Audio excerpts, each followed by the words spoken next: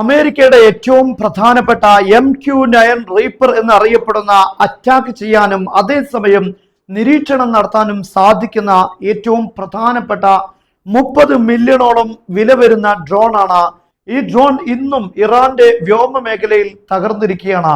ഇറാന്റെ വ്യോമ പ്രതിരോധ സംവിധാനങ്ങൾ ഉപയോഗിച്ചുകൊണ്ടാണ് ഇറാൻ ഇതിന് തകർത്തിരിക്കുന്നത്. അമേരിക്കയുടെ 25%, അതായത് ഏകദേശം ഇപ്പോൾ ഈ യുദ്ധത്തിൽ തന്നെ 47 ഇറാനുമായിട്ടുള്ള യുദ്ധത്തിൽ മാത്രം 47 MQ-9 റീപ്പറുകളാണ് ഇറാൻ തകർത്തിരിക്കുന്നത്.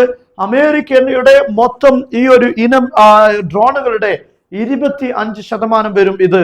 അതേ സമയത്ത് ഈ മിഡിൽ ഈസ്റ്റിൽ ഹൂത്തികളും അതുപോലെ തന്നെ ലെബനാനും തുടങ്ങിയിട്ടുള്ള യുദ്ധങ്ങളിൽ മൊത്തമായി ഏകദേശം 100 MQ-9 റീപ്പറുകൾ തകർക്കപ്പെട്ടു എന്നാണ് പറയപ്പെടുന്നത്.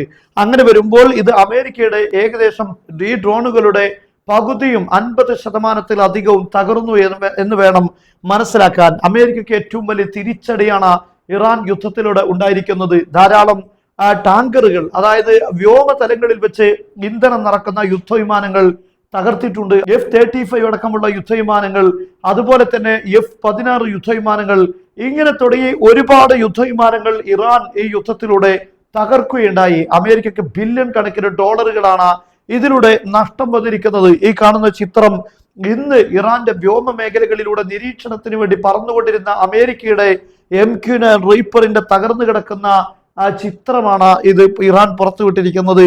എന്തായാലും അമേരിക്കയെ സംബന്ധിച്ചിടത്തോളം ഇറാൻ യുദ്ധം അത് മറ്റു എവിടെയുമുള്ള യുദ്ധങ്ങളെ പോലെയല്ല.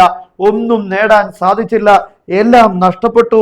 യുദ്ധങ്ങളിലൂടെ അമേരിക്കയുടെ ആയുധത്തെക്കുറിച്ച് ലോകത്തിന് മറ്റൊരു രീതിയിൽ, അതാണ് ലോകത്തിലെ ഏറ്റവും പ്രധാനപ്പെട്ട ആയുധം, അതിന് വെല്ലുവിളികളെ നേരിടാൻ സാധിക്കും, ഏത് പ്രതിരോധങ്ങളെയും മറികടക്കാൻ സാധിക്കും എന്ന് വിചാരിച്ചിരുന്നുവെങ്കിൽ ഇറാന് മുന്നിൽ എല്ലാം നിഷ്പ്രഭമാവുകയായിരുന്നു എന്നതാണ് വസ്തുത.